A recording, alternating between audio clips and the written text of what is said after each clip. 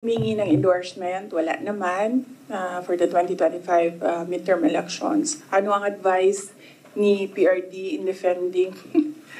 PRD, talaga, iniisip niyo, magbibigay ng advice yun. Yan, sasabihin lang nun, sapakin mo na yan, suntukin mo na yan, sunugin mo na yan. Ganun. PRD is a jarhead, no? Alam naman natin lahat yan. So, kung pupunta kay PRD, ang may expect mo doon ay galit, sigaw, at volcano eruption, ganyan. Oo, ganyan. So, wala. Wala siyang advice defending the office of the Vice President.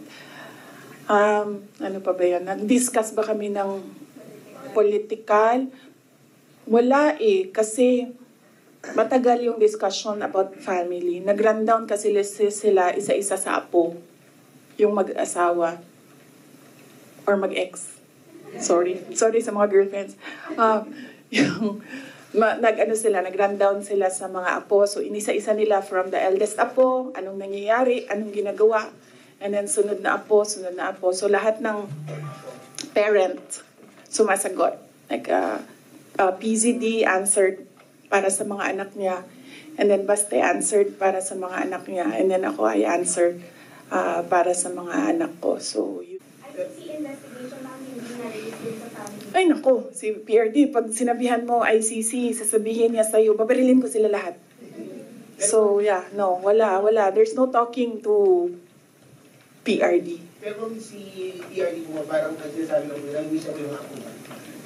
Kasi yung sir is tapos. Oh, yes. Oo.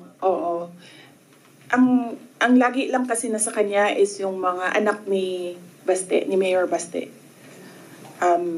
Yung mga anak namin ni PZD, wala kasi sa Davao. So, hindi nakikita. Nakikita lang niya pag break. At saka yung mga ganyan, pag merong occasions like Christmas, birthdays. So, he's still parang nasa puso pa rin niya.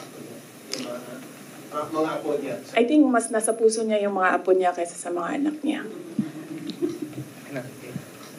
Okay? Are you guys satisfied? Thank you.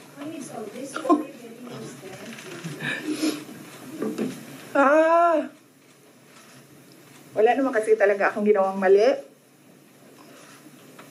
Pero kung sa tingin nila meron man, dalhin nila kung saan, dalhin nila sa impeachment, dalhin nila sa korte, sasagutin namin.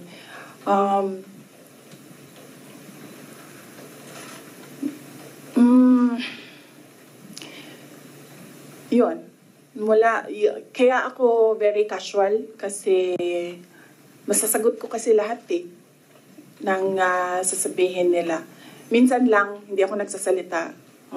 Kaya mukha siyang walang sagot. Kasi minsan, ayoko na rin magsalita kasi nakakapagod na sila. Nakakapagod yung galit nila actually. Yun yung nakakapagod. Pero kung meron kayong kaaway, maasahan ako. Tawagin ninyo ako. Basta away, maasahan talaga ako. Thank you. Thank you very much, OBB Media. Salamat. Thank you po pala.